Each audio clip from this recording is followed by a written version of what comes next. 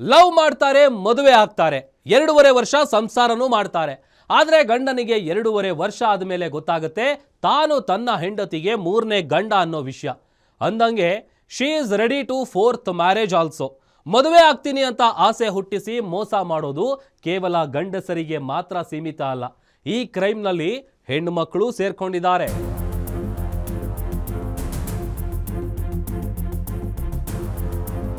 ಇದು ಭೂಮಿಯನ್ನೇ ಸುತ್ತಿ ಭೂಮಿಯನ್ನೇ ಗಿರಿಕಿ ಹೊಡೆದು ಸುಸ್ತಾಗುವಂತೆ ಮಾಡಿದ ಕಿಲಾಡಿ ಭೂಮಿಕಾಳ ಸ್ಟೋರಿ. ಈಕೆ ಸ್ಟೋರಿ ಕೇಳಿದ್ರೆ ಒಂದು ರೌಂಡ್ ತಲೆ ತಿರುಗಿಬಿಡುತ್ತೆ. ಈಕೆಗೆ ಒಬ್ಬರು ಸಾಕಾಗಲ್ವಂತೆ, ಇಬ್ರೂ ಸಾಕಾಗಲ್ವಂತೆ. ಈಕೆಯ ಅಸಲಿ ಬಂಡವಾಳ ಹೇಳಿದ್ದು ಈಕೆಯ FB ಅಕೌಂಟ್. ಇದನ್ನ ನೋಡಿ ಗಂಡನೇ ಶಾಕ್ ಆದ್ನಂತೆ.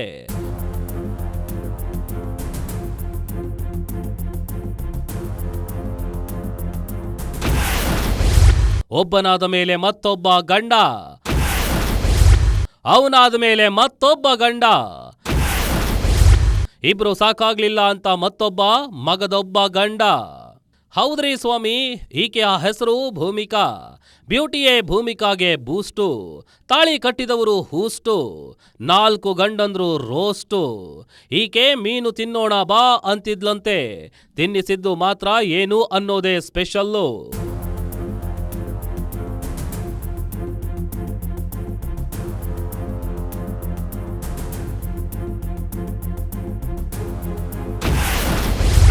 ಬೆಂಗಳೂರಿನ ನಂದಿನಿ ಲೇಔಟ್ನಲ್ಲಿ ಮಾಯಾಂಗಿನಿ.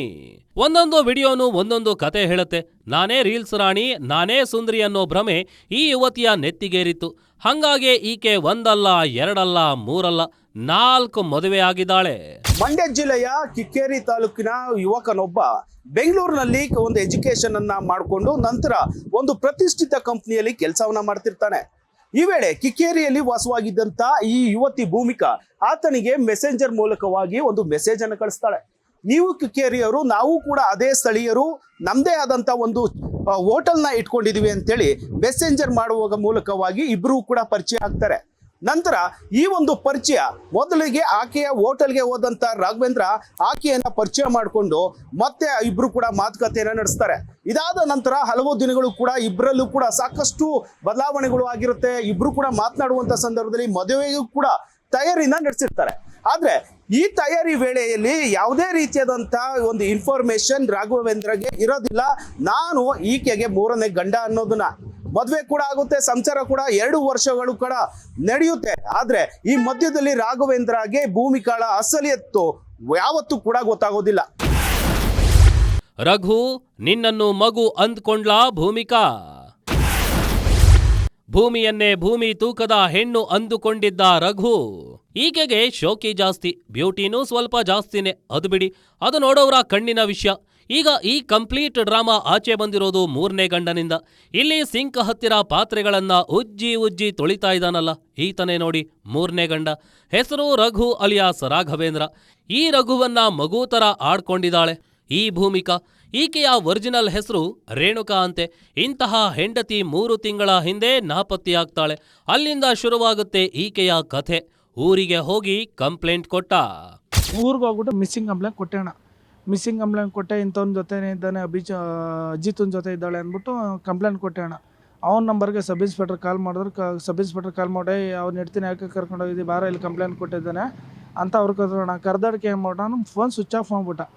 ನನಗೆ ಮಂಜುಬ್ರೋ ಇದ್ರಲ್ಲ, ಅವರು ಫೋನ್ ಮಾಡಿ ನಾಳೆ ತಮಿಳ್ನಾಡಿಗೆ ಹೋಗ್ತವ್ರೆ, ಇದು ಆಂಧ್ರ ಹತ್ರ ತಮಿಳ್ನಾಡಿಗೆ ಹೋಗ್ತವ್ರೆ, ಅವ್ರ ಊರಿಗೆ ಬಂದ್ಬಿಡು ರಾಘು ಅಂದರು. ಪೊಲೀಸ್ನವ್ರು ಕರ್ಕೊಂಡು ನಾನು ಹೋದೆ ಅಣ್ಣ.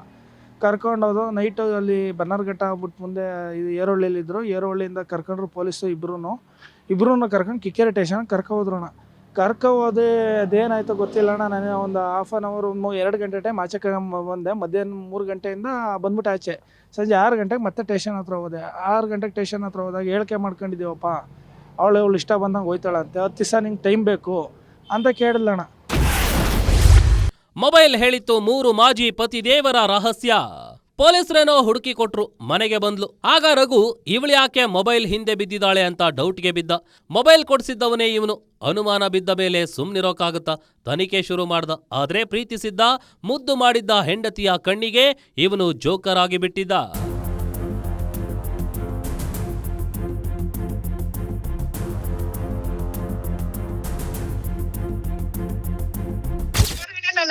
ಹೆಂಗ್ ಜೋಕರ್ ತರ ಕಾಣಿಸ್ತಾ ಇದ್ದ ನೀನು. ದೇವ್ ಸತ್ವಾಗೂ ಹಂಗೆ ಕಾಣ್ತಾ ಇದ್ಯಾ, ಜೋಕರ್ ತರ. ಬೇಕಾದ್ರೆ ಸಿಗಿಸ್ಕೋದಾಗಿತ್ತಲ್ವಾ ಅವಾಗ ಇಲ್ಲ ಇಲ್ಲ, ಸೀರಿಯಸ್ಲಿ ನೀನ್ ಇವಾಗ ಹೇಳ್ತಾ ಇದೆಯಲ್ಲ, ತಡ ಗೊತ್ತಿಲ್ದಂಗ್ ಬುಡ ಗೊತ್ತಿಲ್ದಂಗ್ ಮಾತಾಡ್ತಿದ್ಯಲ್ಲ. ಒಂದ್ ನಿಮಿಷ ನಾನ್ ಜೋಕರ್ ಅಲ್ವಾ? ಹಂಗೆ ಕಾಣ್ತಾ ಇದ್ಯಾ. ಅಲ್ಲ, ಗೇಮ್ ಕುಡಿಸ್ತೀನಿ ಅಂತ ಮಾತಾಡ್ತಾ ಇದ್ಯಲ್ಲ, ಅದಕ್ಕೆ ಹೇಳ್ದೆ ನೀನ್ ಜೋಕರ್ ಅಂತ. ಆದ್ರೆ ಕಥೆ ಇಷ್ಟಕ್ಕೆ ಮುಗಿಯಲಿಲ್ಲ. 2023ರಲ್ಲಿ ಈ ರಾಘವೇಂದ್ರ ಭೂಮಿಕಾಗಳನ್ನ ಪ್ರಪೋಸ್ ಕೂಡ ಮಾಡ್ತಾನೆ. ಅದಾದ ನಂತರ ಭೂಮಿಕಾಳ ಪೋಷಕರ ಬಳಿ ಹೋಗಿ ನಿಮ್ಮ ಮಗಳನ್ನ ಮದುವೆ ಆಗ್ತೀನಿ ಅಂತ ಕೂಡ ಹೇಳ್ಕೊಳ್ತಾನೆ. ಇದೇ ವೇಳೆ ಅವರ ಮನೆಯವರು ಕೂಡ ಒಪ್ಕೊಂತಾರೆ. ಅದೇ ರೀತಿಯಾಗಿ ರಾಘವೇಂದ್ರ ಅವರ ಮನೆಯವರು ಕೂಡ ಒಪ್ಕೊಂಡು ಅದ್ದೂರಿಯಾಗಿ ಮದುವೆಯನ್ನು ಕೂಡ ಮಾಡ್ತಾರೆ. ಇಲ್ಲಿ ರಾಘವೇಂದ್ರ ಈ ಮದುವೆಗೆ ಸಂಪೂರ್ಣ ಖರ್ಚನ್ನ ಅವನೇ ವಹಿಸ್ಕೊಂಡಿರ್ತಾನೆ.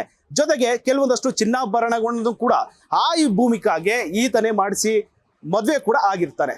ಈಕೆಯ ಫೋನ್ ತಗೊಂಡು ಚೆಕ್ ಮಾಡಿದಾಗ ಇವನಿಗೆ ಬೆಚ್ಚಿ ಬೆರಗಾಗುವ ಕಥೆ ಬೆಳಕಿಗೆ ಬಂದಿತ್ತು. ತನ್ನ ಹೆಂಡತಿಗೆ ಈಗಾಗಲೇ 2 ಮದುವೆ ಆಗಿದೆ. ತಾನು 3ನೇ ಗಂಡ, 4ನೇ ಗಂಡ ಆಗಲೇ ಮದುವೆಯಾಗೋಕೆ ರೆಡಿ ಇದ್ದಾನೆ ಅನ್ನೋ ಸತ್ಯ ಹೊರಬಿದ್ದಿತ್ತು. ನಾನು ಫೋನ್ ಮಾಡಿದ್ದೀನಣ್ಣ, ಇಲ್ಲ ಅಂತ ನಾನು ಹೆಂಡ್ತಿ ಆಗಿತ್ತಾಗೋಯ್ತೆ ಬಾ ಅಂತಂತೂ ಫೋನ್ ಮಾಡಿದೆ. ಫೋನ್ ಮಾಡಿದ್ಮೇಲೆ ಇವಳು ಬಾಯಿಗೆ ಬಂದಂಗೆ ಮಾತಾಡೋದು, ಹಂಗೆ ಹಿಂಗೆ ಅಂತ ಇದು ಮಾಡೋದು ಹೇಳಿದ್ಲು ಅಣ್ಣ. ಆಮೇಲೆ ನನ್ನ ಪ್ರಶ್ನೆ ಇವಳು ನನಗಿಂತ ಮುಂಚೆ ಒಬ್ಬನ ಮದುವೆ, ಇಬ್ಬರು ಮದುವೆ ಆಗಿದ್ದಾಳೆ, ಯೋಗಿ ಮತ್ತು ಚಂದನ್ನು, ಐಕ್ನಳ್ಳಿ ಚಂದನ್ ಹಂಗೆ ಮದುವೆ ಆಗಿದ್ದಾಳೆ ಅಂತಲೇ ಗೊತ್ತಿಲ್ಲ. ಆದರೂ ಓಲಿ ಅಂದ್ಬಿಟ್ಟು ನಮ್ಮ ಮನೆಯವ್ರಿಗೂ ಗೊತ್ತಿದ್ರು ಅಣ್ಣ. ಎಲ್ಲ ಇದು ಮಾಡ್ಕೊಂಡು ನಮ್ಮ ಮನೆಯವರು ಮಗಳ ಥರ ನೋಡ್ಕೊಂಡು ಚೆನ್ನಾಗಿದ್ರು. ಇವಳು ಅವಾಗ ಜಗಳ ತೆಗೆಯೋದು ಪ್ರತಿಯೊಂದು ಮಾಡೋಣ. ಮೊದಲನೇ ಗಂಡ ಯೋಗಿ, 2ನೇ ಗಂಡ ಚಂದನ್, 3ನೇ ಗಂಡನೇ ರಘು, 4ನೇ ಗಂಡ ಅಜಿತ್. ಇದು ಕಥೆ. ಓಡೋಗಾಲ ಹೆಚ್ಚು ಕಮ್ಮಿ ಅಣ್ಣ ಒಂದು 3 ತಿಂಗಳಾಗಿತ್ತು ಅಣ್ಣ. ಅಜಿತ್ ಅಂತ ಮದುವೆ ಆಗಿದ್ದಾಳೆ. ಇದು 4ನೇದಣ್ಣ. ಅಜಿತ್ ಅಂತ ಹೇಳಿ 4ನೇದು ಮದುವೆ ಆಗಿರೋದು.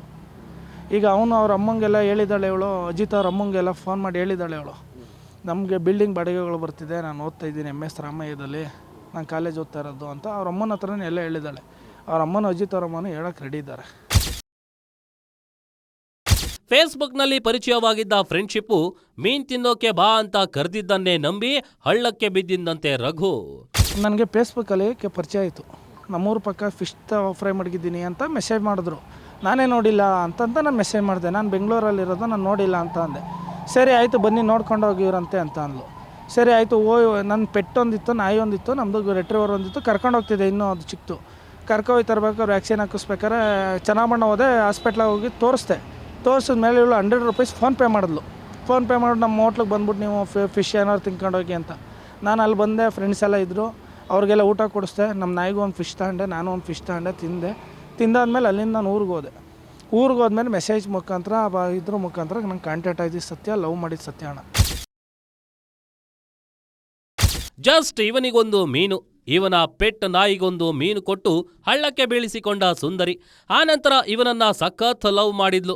ಹುಕ್ಕಾ ಬಾರ್ನಲ್ಲಿ ಹುಕ್ಕಾ ಹೊಡೆದಿದ್ಲು, ಮನೆಯಲ್ಲಿ ಪಾತ್ರೆ ತಿಕ್ಕಿಸಿದ್ಲು. 2.5 ವರ್ಷ ಸಂಸಾರನೂ ಮಾಡಿದ್ಲು. 2-3 ಸಲ ಅಬಾರ್ಷನ್ನೂ ಆಗಿತ್ತಂತೆ. ಹಾಗಂತ ಅದರಲ್ಲಿ ನನ್ನ ತಪ್ಪಿಲ್ಲ.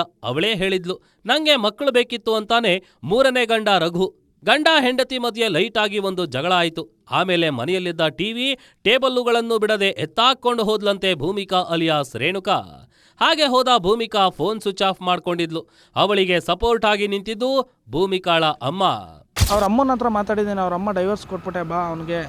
ಅವ್ರ ಅಮ್ಮನೂ ಇದೆ ಅಣ್ಣ, ಅವ್ರ ಅಮ್ಮನೇ ಸಪೋರ್ಟಿವ್. ಈಗಲೂ ಅವ್ರ ಅಮ್ಮನೇ ಸುಧಾ ಡೈವರ್ಸ್ಗೆ ಅಪ್ಲೈ ಮಾಡು, ಅವನ ಜೊತೆ ಯಾಕೆ ಬಳ್ತೀಯಾ. ನಾನು ಹೇಳಿದೆ ಅಣ್ಣ, ಹಿಂಗೆ ಇನ್ನೂ ಎಷ್ಟು ಅಂತ ಹೋಯ್ತೀರಾ, ಯಾರೋ ಬೇರೆಯವ್ರು ಏನೋ ಗೊತ್ತಾದರೆ ಮೆಟ್ಕಿಟ್ರೆ ಕೂದಾಕಲ್ವ, ಏನು ಮಾಡ್ತಾರೆ, ಇವಾಗ ಕಾಲ ಚೇಂಜ್ ಆಗೋದು, ಈಗಲಾರು ಹೊತ್ಕೊಂಬಾ ಭೂಮಿ ಅಂತಲೂ ಹೇಳಿದೆ. ನಾನು ಬರೋಲ್ಲ, ನಮ್ಮ ಅಮ್ಮ ಹೇಳ್ದಂಗೆ ನಾನು ಮಾಡೋದು, ನೀನು ಯಾರೋ ನನಗೆ ಗೊತ್ತಿಲ್ಲ, ನಿಮ್ಮ ಅಮ್ಮನ ಅಡಿಕ್ಲಾ, ಅದು ಮಾಡ್ಲಾ ಇದು ಮಾಡ್ಲಾ ಅಂತ ಮಾತಾಡಿ. ಇದು ಕಥೆ ಇಲ್ಲಿಗೆ ಮುಗಿದಿಲ್ಲ. ಯಾಕಂದ್ರೆ ಭೂಮಿಕಾಳ ಬೇಟೆ ಇನ್ನೂ ಚಾಲ್ತಿಯಲ್ಲಿದೆ. ಮದುವೆಯಾಗಿ 2.5 ವರ್ಷಗಳು ಕೂಡ ಇಬ್ರು ಕೂಡ ಸಂಸಾರವನ್ನ ಮಾಡಿರ್ತಾರೆ. ಈ ವೇಳೆ ಆಕೆ ಒಂಟಿತನ ಸಾಕಷ್ಟು ಕಾಡೋಕೆ ಶುರುವಾಗುತ್ತೆ. ಗಂಡ ಇದ್ದಂತ ಸಂದರ್ಭದಲ್ಲಿ ಆತ ನೈಟ್ ಶಿಫ್ಟ್ಗೆ ಹೋದಂತ ವೇಳೆ ಬೇರೆ ಯುವಕನ ಜೊತೆ ಅಸಲಿ ಆಟ ಶುರು ಮಾಡ್ಕೊಂತಾಳೆ. ರಾತ್ರಿ ಆದ್ರೆ ಮೆಸೇಜ್ಗಳು, ವಿಡಿಯೋ ಕಾಲ್ಗಳು, ಈ ಎಲ್ಲ ವಿಚಾರಗಳನ್ನು ಕೂಡ ಈ ರಾಘವೇಂದ್ರನ ತಾಯಿ ಅವರ ಮನೆಗೆ ಬಂದಂತ ವೇಳೆಯಲ್ಲಿ ನೋಡಿರ್ತಾಳೆ.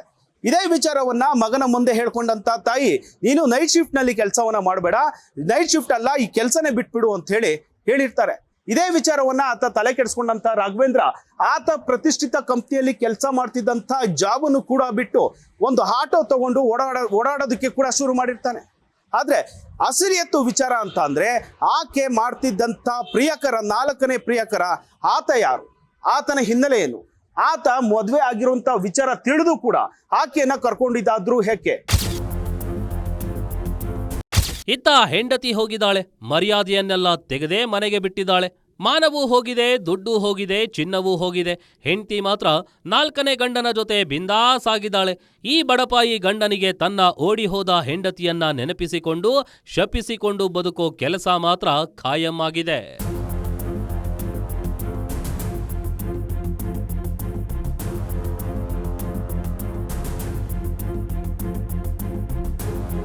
ಮದುವೆ ಸಂಸಾರ ಅನ್ನೋ ಕನಸು ಕಾಣೋ ಹುಡುಗರಿಗೆ ಈಗ ಒಂದು ಬಿಗ್ ಚಾಲೆಂಜ್ ಇದೆ. ಮದುವೆಗೆ ಮುಂಚೆನೆ ಎಲ್ಲವನ್ನ ಚೆಕ್ ಮಾಡ್ಕೋಬೇಕು. ಆಮೇಲೆ ಇದೆಲ್ಲ ಬೇಕಿತ್ತಾ ಅಂತ ತಲೆ ಮೇಲೆ ಕೈ ಹೊತ್ಕೊಂಡು ಕೂರೋ ಪರಿಸ್ಥಿತಿ ಬರಬಾರ್ದು. ಇದಾಗಿತ್ತು ಈ ಹೊತ್ತಿನ ಸ್ಪೆಷಲ್. ನೋಡ್ತಾ ಇರಿ ಗ್ಯಾರಂಟಿ ನ್ಯೂಸ್, ಸುದ್ದಿ ಖಚಿತ, ನ್ಯಾಯ ನಿಶ್ಚಿತ.